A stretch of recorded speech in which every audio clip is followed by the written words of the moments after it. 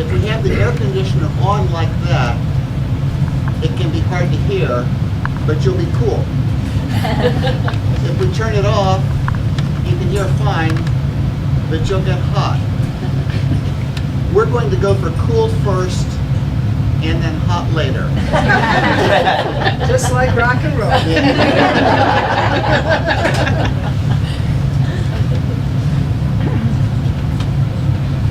And we've had the great pleasure of having Ann Powers of NPR here now for 2 days. And this is her third and last presentation. And the first one was kind of a writer's workshop. How do you write? Particularly if you want to be a music writer, what do you keep in mind? What do you do? It's very helpful, very practical. The second one, about 2 hours ago, was on her new book, Good Booty, which I think it might be safe to say is the best history of popular music in America that has yet been written. Whoa, come on. Don't tell Grill Marcus. And interestingly, it starts in the late 19th century and goes to 2016. So there's a section on Beyonce and a section on slave narratives and slave songs. It's really quite comprehensive. But I discovered Ann Powers because I'm interested in religious studies. And I got my degree in theology. And I'm always interested in kind of what does it mean to live spiritually in any time, but that includes our time. And as I would read some of her reviews, I sensed automatically, here's a person who somehow knows about some of this, because she would kind of tuck a spiritual insight into her reviews. I didn't really know much about her, I just saw it. So I learned a little bit about her, and I realized she has a good liberal arts background and degree in creative writing. She'll tell you a bit more, but I want to say that's how I discovered her. And so I did ask her this time around if she would speak a word about her life in music, the spiritual side. So that's the topic for today. Now, she is a music writer for NPR and columnist. She has been a columnist for the New York Times, for the Los Angeles Times, for the Village Voice. Anywhere you look and you want to find people interested in music writing, you're going to see the name Ann Powers. So she is really well-versed and well-known. So let's give her a hand and thank her for being here.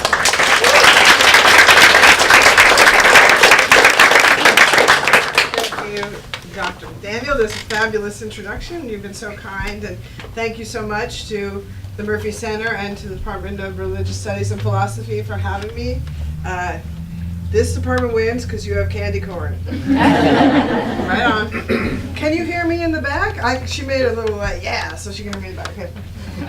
So I wrote a talk. The other two were kind of extemporaneous, but this one I actually wrote, so I'm going to read, hopefully, evocatively.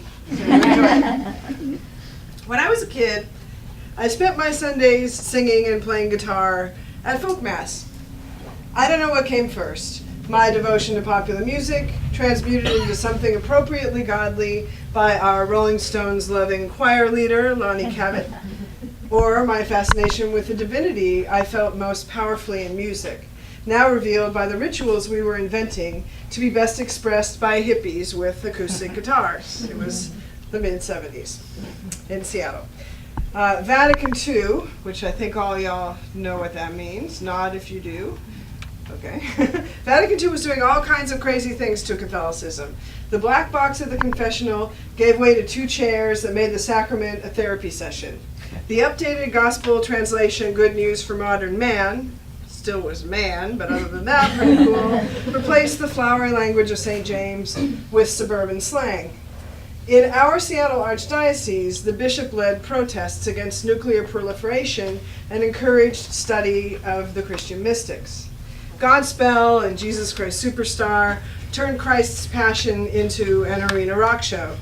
I was there for all of it, strumming my acoustic guitar in my knit poncho, hoping we could maybe rock communion when morning has broken. This experience showed me that cultural realms of the sacred and the secular didn't have to be at war. As I grew up, though, I started to wonder. The punk bands I loved often made fun of religion alongside other institutions, like the state and the police. Hippie explorations gave way to the cultural conservatism of the 80s. Ronald Reagan's dismantling of the social welfare state required a return to old-fashioned values, a code that kept every element of the family and the private world in its place, including a renewed focus within Catholicism on maintaining propriety and virtue, not to mention pro-life. The folk mass gave way to pro-life rallies and a resurgence in some corners of the Latin mass. My own politics were becoming more progressive, even radical, as my church was turning back in time. I needed something to help me reconcile my need to keep seeking the divine and my commitment to a moral code that was more open-ended and flexible. Music was still my main conduit to spirituality. Who could speak to my questioning self? There was Bruce Springsteen, with his songs about girls whose rosaries fell from their pockets when they strapped themselves into a Chevy. I love the boss, but church was just a setting for his romances. There was goth rock, certainly supernatural in tone, but all that talk of a vampiric afterlife seemed like kind of a joke to me. I hadn't yet discovered Leonard Cohen's earthy psalmody, or Aretha Franklin's gospelized soul, but then I heard this band called U2. Yeah. Here was the band, and if we were doing the multimedia version, I would have played Gloria. Bono on the barge. Here was a band, an Irish band no less, from the same soil as my Flanagan mom and my Powers dad, that incorporated the love of God into its messages of adolescent questing and reckless physical joy. U2 became the biggest rock band in the world in the 1980s, partly because of the foursome's ability to dwell within the one avenue of rebellion that most white rock bands avoided, the reformist, if not heretical, religious impulse. That song that I would have played for you in the multimedia version, Gloria, is pretty straightforward praise. And we can talk about how it and other U2 songs inspired a whole lineage of worship music, for better or worse. What attracted me was the band's secular impulse to invest in the new and in physically felt emotion paired with a longing for the sacred. In so many songs, from I Will Follow to I Still Haven't Found What I'm Looking For, to One, Stuck in a Moment You Can't Get Out Of, even late ones like Moment of Surrender and Every Breaking Wave, Bono stood up as a believer who fed his faith by questioning, by acknowledging his baser impulses, by praying when others said he didn't have the right. And the band's music spoke in tongues. The Edge's love of disoriented effects and a rhythm section built around breakneck speed and skidding variety all contributed to the sense that U2's music was reaching beyond normal language, mounting a mission that belonged to the young, answering our need to make our spiritual inheritances feel new, unbound by the customs of our parents. So it was U2 who made me realize that I didn't have to stamp out the part of me that valued spiritual striving just because I also related to the iconoclasm of rock and roll. At the same time, the tension between the two was real and undeniable. During that time, I was swooning to Bono's rewrite of Psalm 40 on the album October, but I spent most evenings stomping along with Joe Strummer and The Clash, yelling in Death or Glory, "He who fucks nuns will later join the church." Rock shored up religious feeling. Rock ripped down dogma and piety, but also treasured rites and symbols. How could these impulses coincide? For a long time I thought the answer lay in heresy. Rockers were like heretics, cleansing religion of dogma and reinvigorating its core with grace and revelation. My favorites made these connections explicit, or as explicit as the music's noise and poetry would allow. The artists I most admired when I was younger, and many of them were women, cared deeply about spirituality, but also felt hemmed in by organized expressions of it. and pulled at the tethers it wrapped around their freedom. My first favorites were Prince and Madonna, those masters of finding the sacred in the profane. I loved how these 1980s superstars wrote and sang about sexuality as an expression of heaven on earth, of bodies as temples full of secret passageways, whose doors music could help unlock. I didn't have to work too hard to read these meanings into their work, obviously. Madonna and Prince adorned themselves in crosses and made explicit Christian references throughout their music. Both entertained controversy through their insistence that sexuality and religion came from the same energetic source. As a young woman exploring my own freedoms, I was inspired by the deeply hopeful idea at the heart of what Prince and Madonna offered, that the body and the soul could be reconciled and that pleasure could be a form of grace. At the same time as I sought out iconoclasts, I was also swimming, however safely, in other faith streams. These explorations began when I moved to San Francisco in 1984, a geographical jump that landed me in a neighborhood where I encountered the syncretic practices of the African diaspora. I lived up the street from the Mission District's Botanica Yoruba, a one-stop shop for incense, powders, candles, and other paraphernalia used by Caribbean and Latin acolytes of the Orisha, the spirits of the old gods, masked as Christian saints, so that they could survive incorporation into Christianity. I became fascinated with Brazilian and Haitian music and dance, led there by another of my early New Wave idols, David Byrne, who on the classic Talking Heads album Remain in Light, and in his collaborations with Brian Eno, explored how Afro-Caribbean rituals and beliefs underlie American ones. Little did I know, there was much more to this than Byrne's work revealed. He culled from African mythology in lyrics like, "The world moves on a woman's hips, the world moves and it swivels and bops." But I didn't realize what journey African women and men had to take so that such ideas could be mined by a nerdy art rocker from New York like Byrne or from Seattle like me. So, I listened to the Missa dos Quilombos by the Brazilian master Milton Nascimento, a sacred work inspired by the stories of runaway slaves and banned by the Vatican in the early 1980s. I studied Afro-Haitian dance in the Mission District, and I went to see the Nigerian great Fela Kuti perform in Oakland, surrounded by his many wives. My understanding of these cultural expressions was, frankly, minimal. I was just taking it in, unaware of myself as an appropriator, a misinterpreter. At the same time, I became interested in American soul music. This was the moment during which my lifelong devotion to Aretha Franklin and Al Green began. But again, in my 20s, I only half understood, if that, how the music of the African diaspora from Nigeria to New Orleans to Detroit was a repository of stories of oppression and violence, as well as a route to glory. It would take me a long time to learn that. Meanwhile, the 1990s happened, and I moved to New York. It was the era of identity politics, the first era, or maybe the first time we were talking about it in those terms. And for me, that meant feminism. But my approach to writing about gender was steeped in theology, sourced from radical writers like Mary Daly and more liberal ones like Marina Warner. My first piece for the Village Voice about Tori Amos, Sarah McLachlan, and Tanita Takaram was called Ride the Unicorn. When I wrote about P.J. Harvey, I made reference to medieval mystics like St. Teresa of Avila. For me, rock and roll's transformations of gender were connected to, if not always rooted, in the mind-body connections that spiritual practice enable. I also actually wrote a fair amount about religion during this time. I published pieces on feminist gossip worship, on being a lapsed Catholic. I interviewed the radical Episcopal priest Matthew Fox and reviewed books like Women Who Run with the Wolves. For the New York Times, where I went after I left The Voice, I wrote a piece about gospel choirs in Brooklyn. I also really got into yoga for a while, and I wrote about its musicians, like the kirtan singer Krishna Das, and its teachers. Yoga was very trendy in the 90s, so I could write trend pieces about it.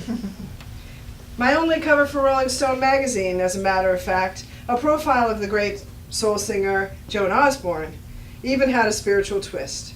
The headline was, "Holy Roller Joan Osborne finds salvation in God and good sex." I did not write that headline. So the template was set for my writing career. My work since that time blends these inquiries into sexuality and the body, into identity, into grace and the spiritual quest. But today I realize that for a long time I was missing something pretty important. A sense of my own privilege and an awareness of how that hid certain realities from me. As a younger writer, I blithely journeyed from culture to culture, religious source to religious source, thinking I could just take what I wanted and interpret things as I saw fit. On some level, though, I did grasp what underlies American music in general, the story that years later would become the heart of my new book, Good Booty. Here's a sentence I wrote in a review of Lauryn Hill's magnificent solo debut, The Miseducation of Lauryn Hill, in 1998, for the New York Times. African Americans, historically forced to adjust their own spiritual practices to fit within their oppressor's religion, created a consecrated language far more flexible than traditional Christianity had ever been. Soul music showed how that language and the music that expressed it could elevate people's understanding of carnal pleasures, personal relationships, and social concerns. In bringing religion down to earth, it sanctified the commonplace. Maybe that seems obvious, but as a white woman who was raised in an informally segregated city, Seattle, I went to Catholic schools that at the time were 98% white. I developed my relationships to both popular music and spirituality in something of a racial and cultural vacuum. The expansiveness of my vision, my big grasp of everything, was also a distortion. It was symbolic, not grounded in real relationships. Music felt utopian to me in part because it allowed me to stand and dance and sing in rooms with people very unlike myself, people of color, people who were not middle class, people who had different life experiences and often different beliefs than I did.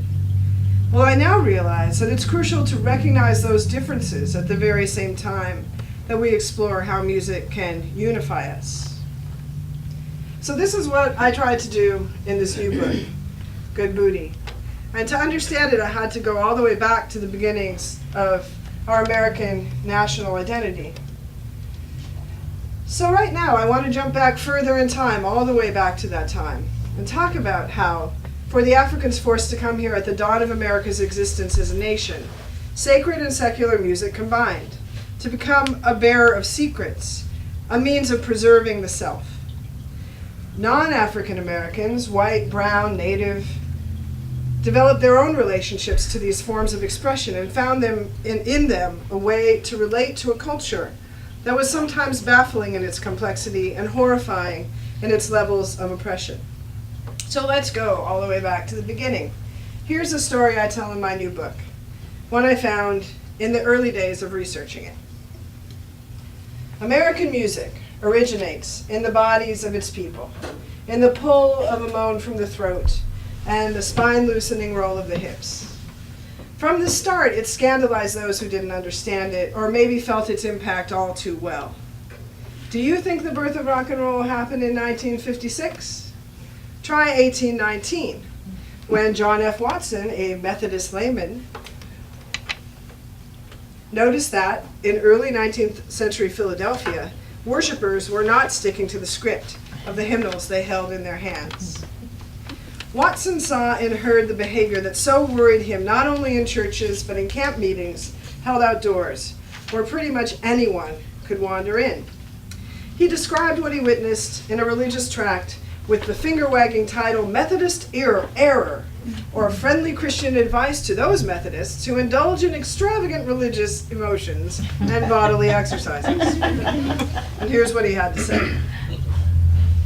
Dramatic pause to sip water.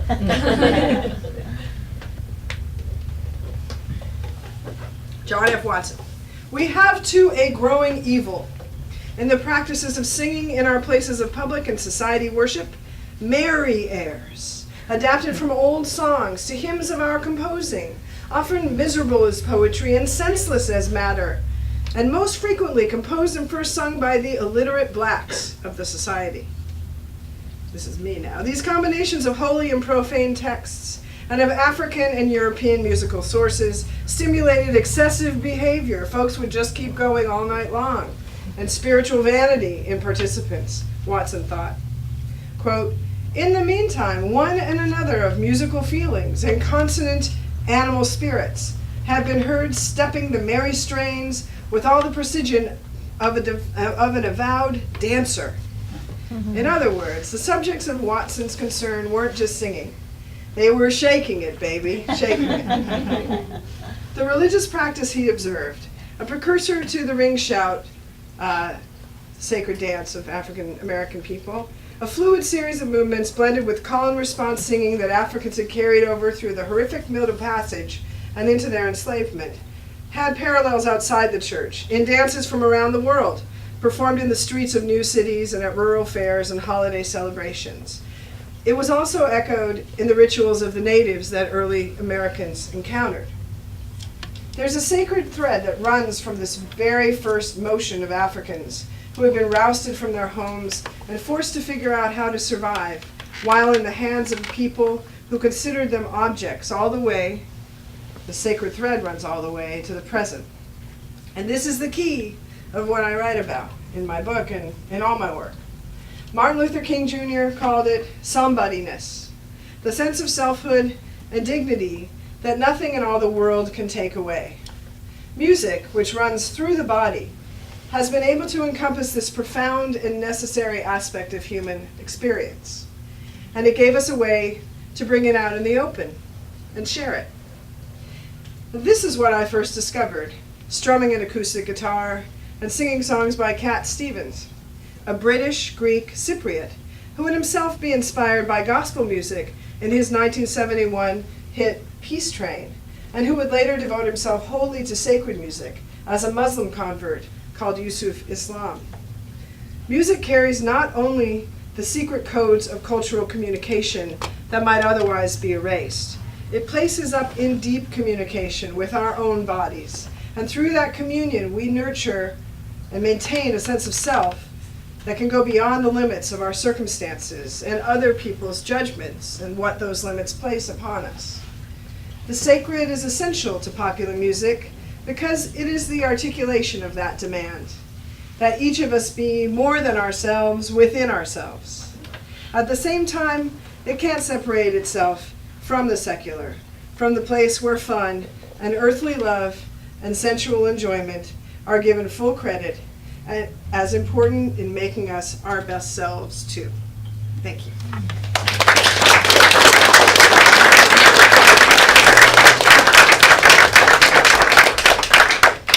Questions, comments? Anybody want to talk about it? How's the temperature for everybody? Are we okay temperature-wise? Nobody's going to fall out? Okay. A little hot? We'll turn it on a little bit as soon as someone raises a question.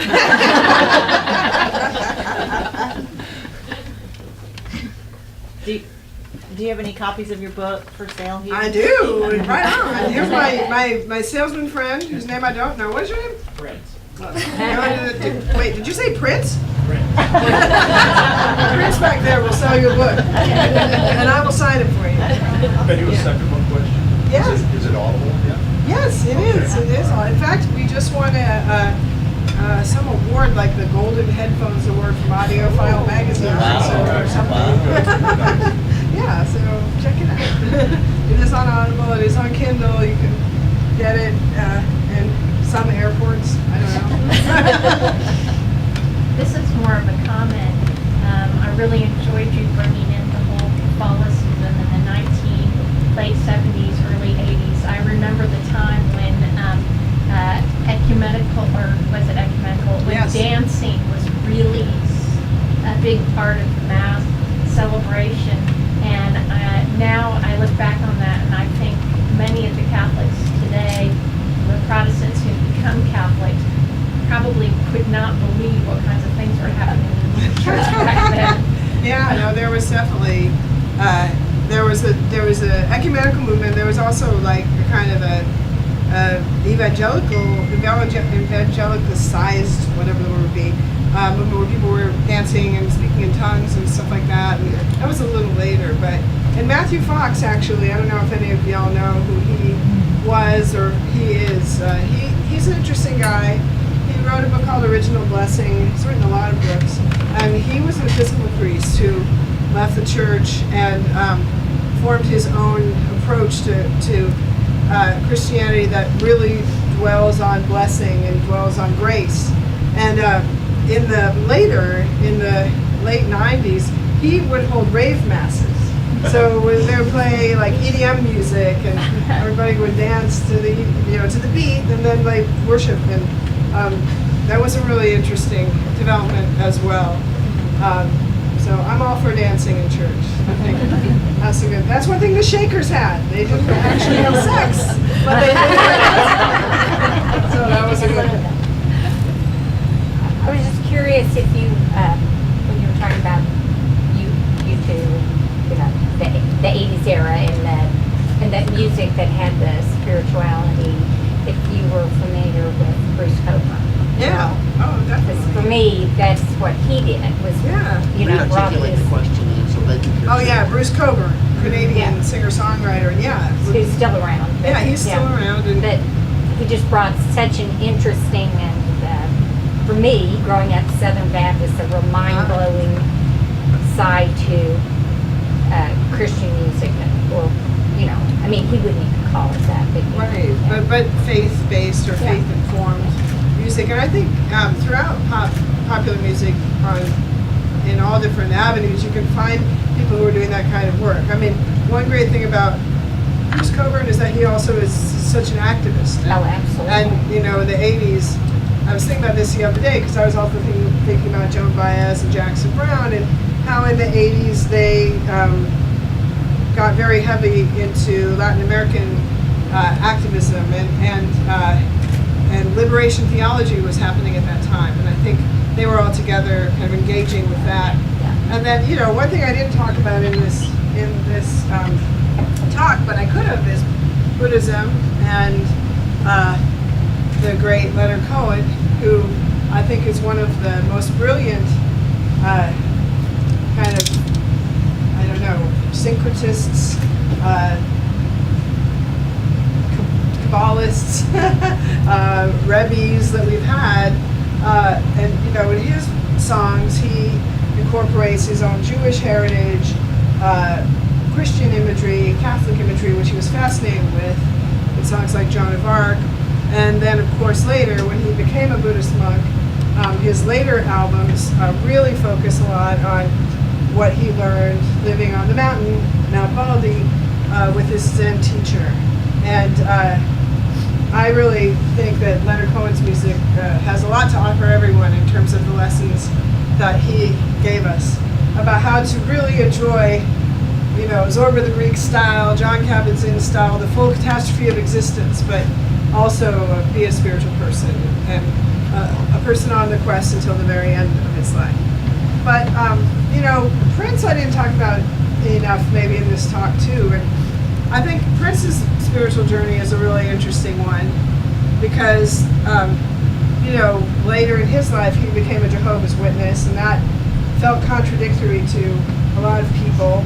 There was a period of time when he renounced some of his earlier, more salacious songs, although he was coming more around to that stuff again in the end. But I think his whole career can be seen as a real attempt to craft his own cosmology, and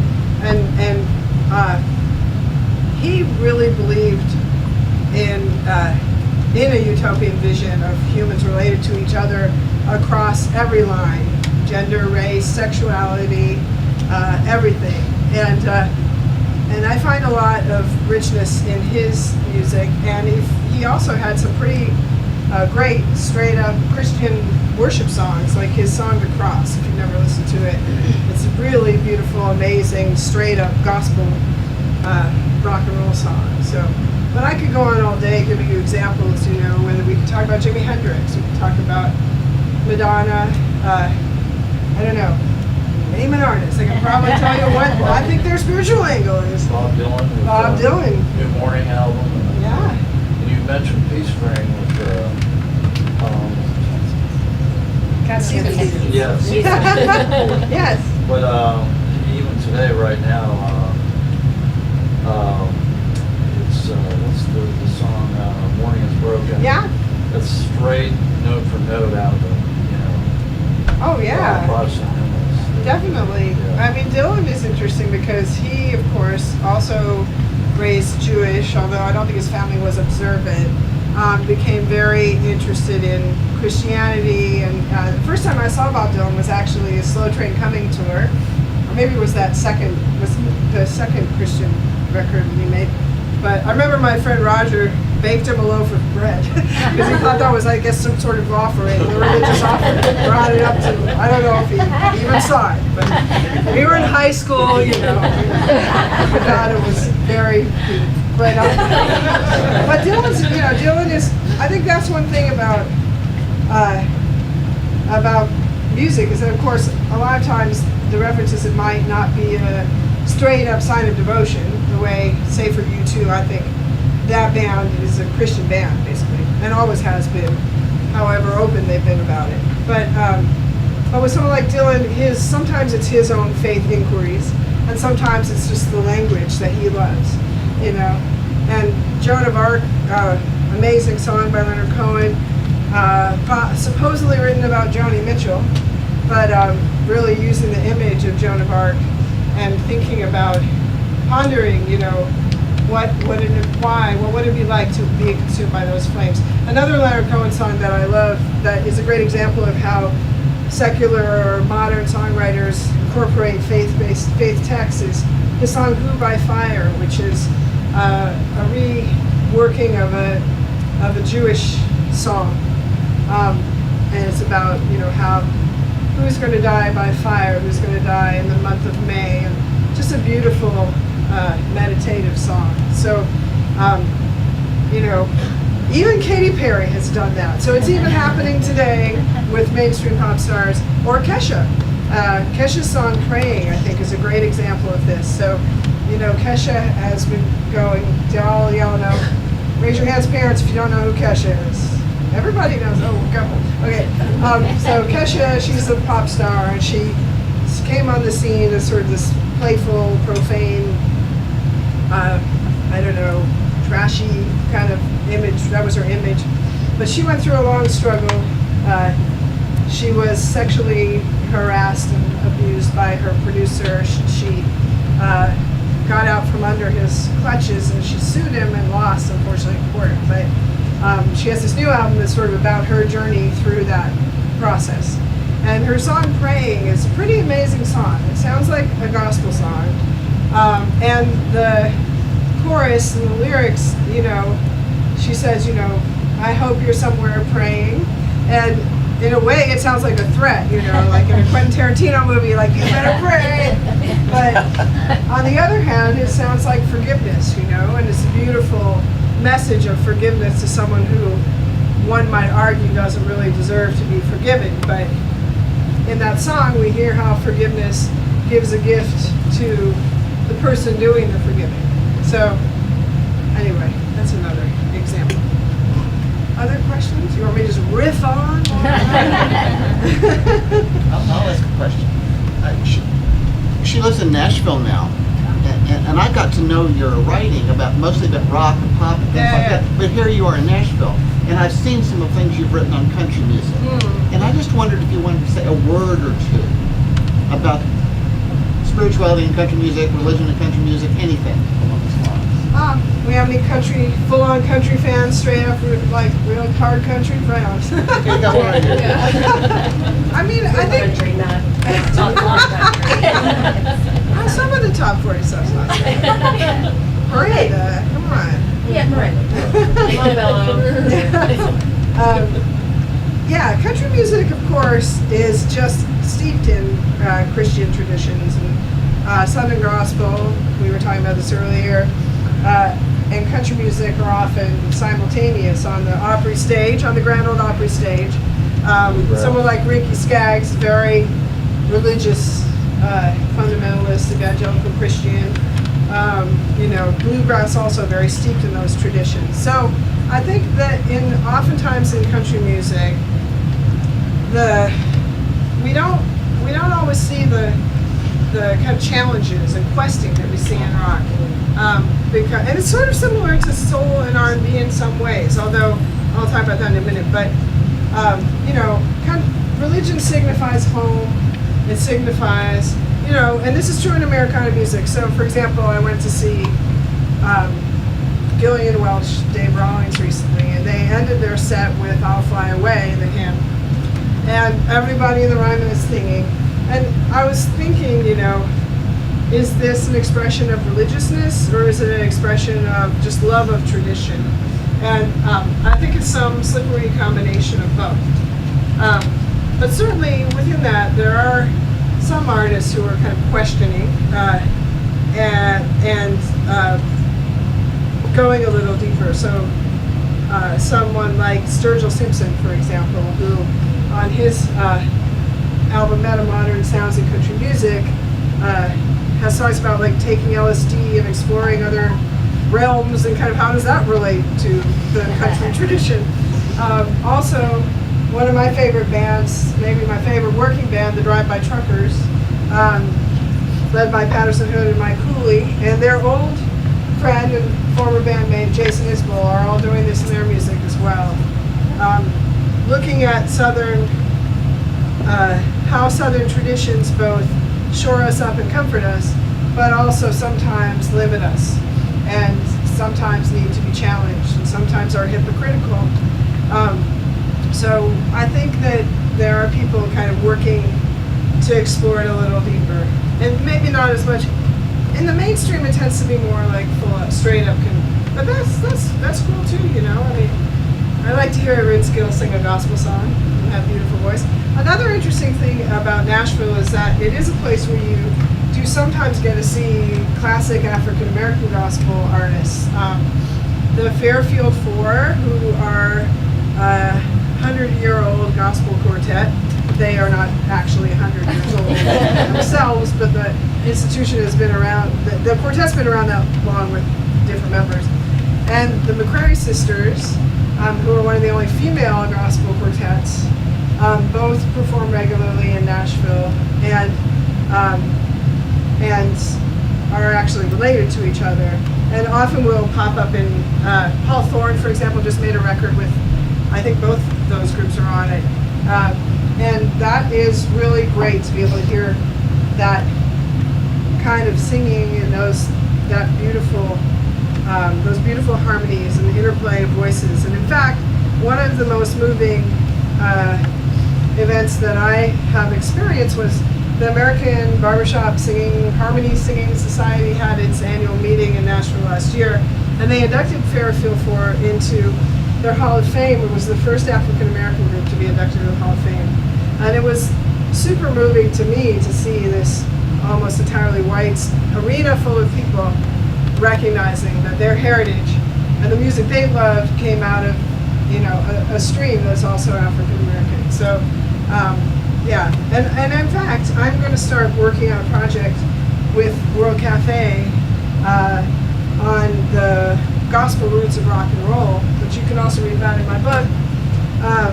We're going to be going to Memphis and Nashville and Birmingham, Alabama, and talking to some of the surviving folks who worked in these quartets and sang in the churches where Elvis learned to sing.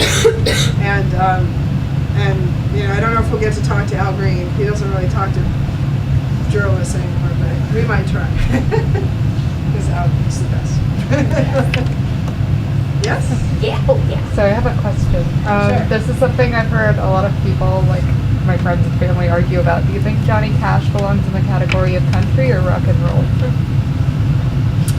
Well. They couldn't hear the question. So Does Johnny Cash belong to country or rock and roll? Does it have to be an or? No. I think Johnny Cash also could be claimed by folk music and by pop music. So, because in the 60s, Johnny Cash was this really popular crossover artists who, you know, did like a song like A Boy Named Sue, or, oh my gosh, I'm having a meltdown, Folsom Prison Blues, Shauna Manarino, Just As Watch Him Die. Those songs were, you know, huge pop hits as well. But he is in both the Country Music Hall of Fame and the Rock and Roll Hall of Fame, I believe. So I guess he crosses. I guess I'm not going to settle your family's argument. I'm saying, come together, feel peace and love. And I think Roseanne Cash would say he's both. Okay. Yeah, as a music writer, I run into the same problems sometimes when I'm listening to music, but I can't hear you. as a music writer, would you say, like, when you're trying to describe music and when genres are so muddled and fluid, Yeah. exactly, what maybe what's, like, maybe some of the language you would use, or how Right. would you... I mean, I think the question of genre is really interesting. I think that genre is, I mean, they're arbitrary and invented, you know, and I don't know that musicians think that way, most of them. In fact, I know, having talked to many musicians, that they don't want to think in terms of, I don't want to get stuck in a category, you know. But it's like language itself. We need to use defining terms to. So I find it always interesting to think about genre breakers and how people, you know, incorporate elements from different genres. And I also think it's interesting to think of people across genres. So, you know, how was Joni Mitchell a jazz performer, which of course she mostly played with jazz artists in the 70s? Or how is Prince a rocker? You know, he considered himself a rock star, and then also considered himself to be deeply indebted to funk. So I guess I always like to think about how those terms blend and combine and cross, and I am against the burden of authenticity. I think authenticity, actually, it was Richard Ford recently said in an interview with probably Terry Gross or someone like that, that he said, you know, authenticity is you know, to him an authentic gesture was a gesture that was made without thinking about it. So he was talking about his mother, when his father died, he died of a heart attack in their home. His mother made a gesture, and he said, he was telling the interviewer, that was an authentic gesture, it wasn't thought out. But, and I like that, but I also think that in art, I would refine that a little bit to say, it's not that it's not thought out at all, but it's worked through to a place where that thinking, rational, defining process kind of goes away again. So when Aretha Franklin did You've Got a Friend and combined it with Take My Hand, Precious Lord on her amazing album Amazing Grace, which is a gospel album, it's authentic because she moved so deeply into both songs that the distance between them was erased. And that's what great artists do.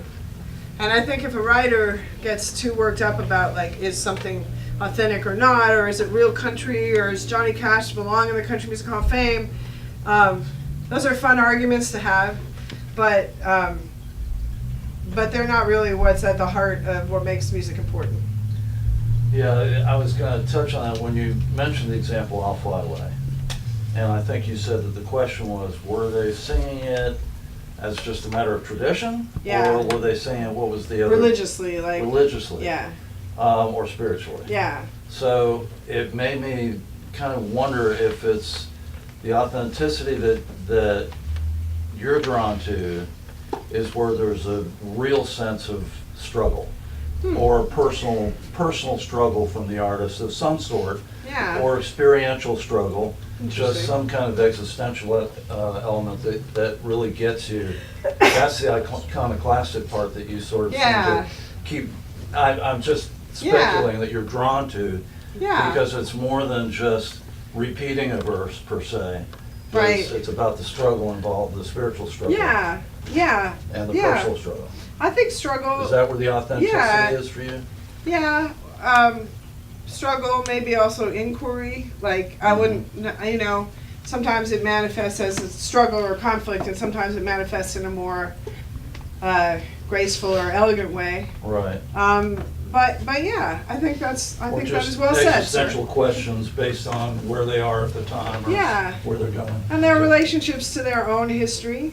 And, I mean, artists help us understand how the stories we take for granted can be reinvigorated, you know? And, I mean, for example, Springsteen, I joked a little bit about Springsteen early on in the talk, but I think, you know, one thing that his music is about, and especially was about early on, his lyrics were about early on, was his struggle with his father, who he really had a very conflicted relationship with, and who was depressed, and I think, you know, trying to reconcile with the disappointment trying to make peace with the disappointment he saw in his father, and work through that by creating these songs that both acknowledge that disappointment but also push through it and imagined a different reality.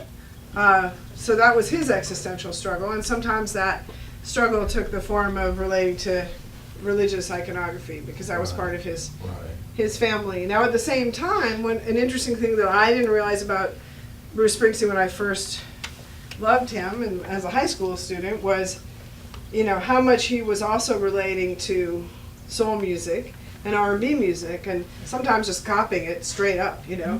And if you go and listen to the Darkness at the Edge of Town box set that came out a few years ago, it's a great document of that process, and kind of hear how R&B manifested in his music, his relationship with Clarence Clemens, the sax player, and that musical connection. Steve Van Zandt, who's such a nerd, like a super R&B nerd.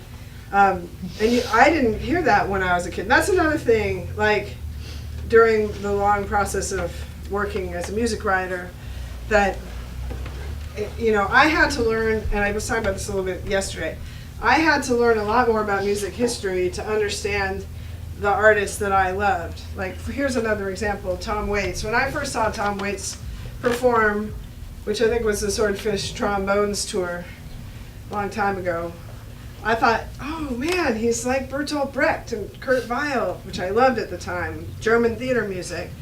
I didn't even recognize that he was borrowing, stealing, appropriating from Louis Armstrong, when in fact his vocal style was completely taken from Louis Armstrong. But I had to, like, make that journey where I learned about Louis Armstrong and New Orleans music and jazz before I could hear that. Then 15 years later, I see him again, and all I can hear is Louis Armstrong. So I guess that's one of the fun things about having lived a life in popular music, is the artist's work that's really multifaceted keeps on giving. And, you know, Johnny Cash is a similar. He's a great example with Nine Inch Nails, and Yeah. and then Bob Dylan also, Yeah. we collaborated with him, and yeah. Johnny Cash made an entire album in the 60s of Native American songs where he actually, like, posed as a Native American on the cover. We wouldn't really go for that now, but you know, it was pretty interesting. And he made a song about, like, a train album. He was super into, like, art concept albums at the time. And he also was a great comic, a great comedian. So maybe he should be in the Comedy Hall of Fame. He and June, they were hilarious. So I think Johnny Cash has a little bit of everything in him. So. Anything else before we attack the candy corn? Would you just tell them a little bit about the 150 greatest albums by women, that project? Oh, yeah. I think they'd be interested. Oh yeah. I work for NPR Music, and I have a friend named Jill Sternheimer, who is the director of public programs at Lincoln Center. A few years ago, I'm going to tell you the long version, because what the heck, I am a few years ago, we were at an event that's actually happening right now in New Orleans called the Ponderosa Stomp. It's a great, every 2 years festival that celebrates, like, forgotten heroes of rock and roll, and people like Barbara Lynn, the great female R&B guitar player. Rocky Erickson from the 13th Floor Elevators. So all these artists who were kind of forgotten. And we Jill and I were in a taxi going across town, and we're talking about all these older women. I had done an interview with this woman named Mabel John, who was the first artist to release a record on Motown, a single. She is now a minister. She's amazing. She's like 85 years old. She could take any of us. But we were talking about these women and how so many women are forgotten, older women in popular music.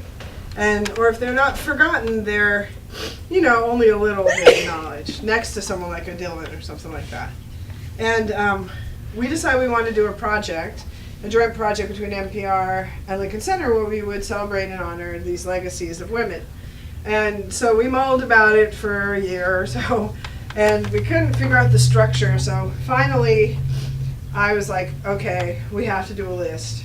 I kind of hate lists. I've always hated lists. You can ask my husband, who's also a music writer. Well, every year I have to make my best of list. I'm going around the house slamming dishes down. So I hate making a list. Lists are arbitrary. Who knows what the best album is? But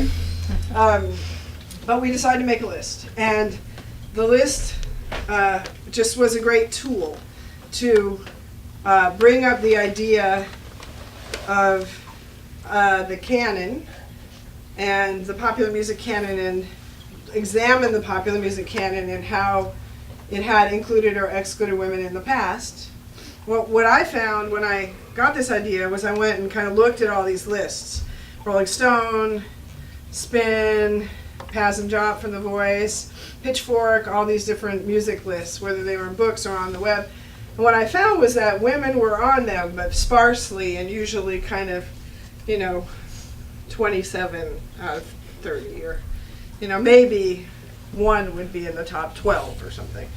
And so I said to Jill, what if we made a list that was only women? Like, just solve that problem of where are we going to put Janis Joplin when Jimi Hendrix is so much more impactful or whatever, supposedly, by just not even bothering with Jimi Hendrix's stuff.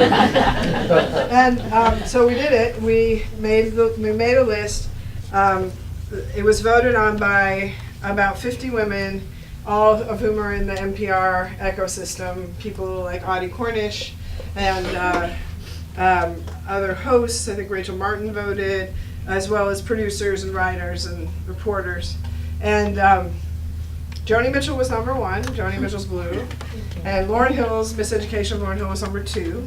And our voting committee was pretty intergenerational, so even the top 10 was really interestingly intergenerational. It was some things you'd expect, Carole King's Tapestry, and some things you might not expect, like Missy Elliott's Super Duper Fly were on there.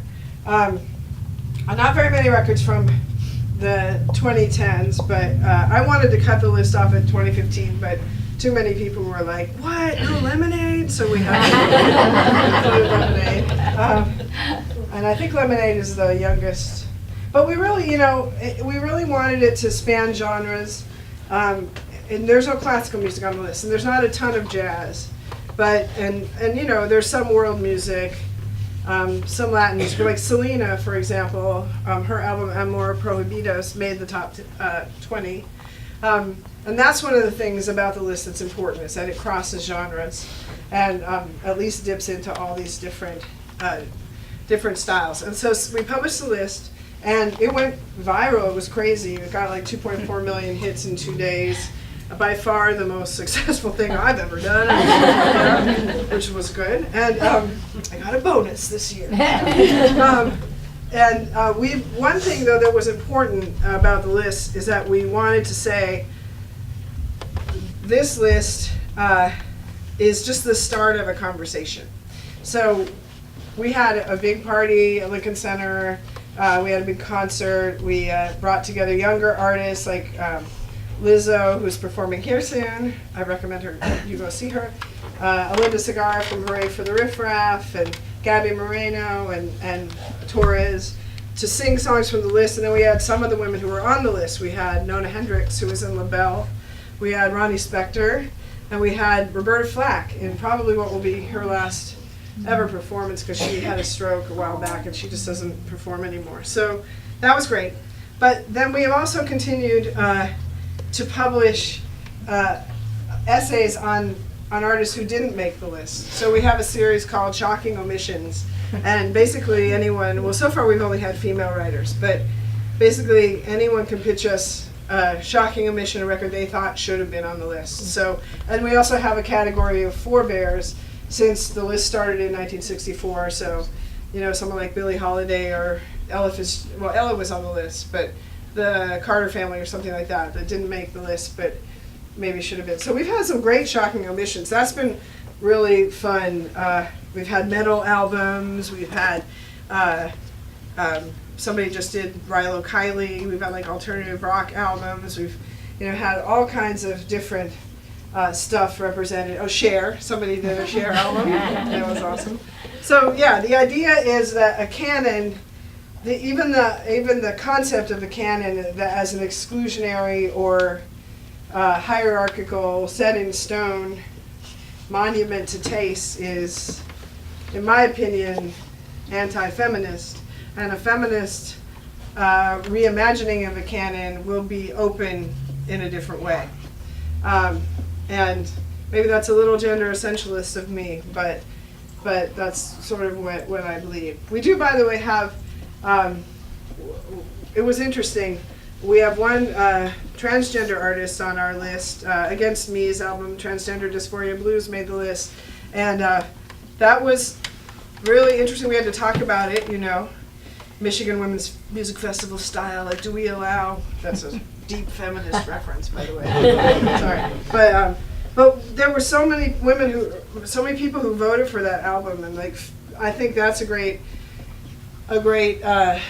illustration of how our very concept of gender roles and gender identities is changing today. And some people say, well, why even do a list? Why not just do a list of all women, but not say it's all women? Just say the 150 best albums. But I did want to make the point that this is something that's happened over and over again, that women have been not entirely excluded, but minimized. And I think that's been like a sneaky way that there's been a semblance of gender equity without there being real gender equity.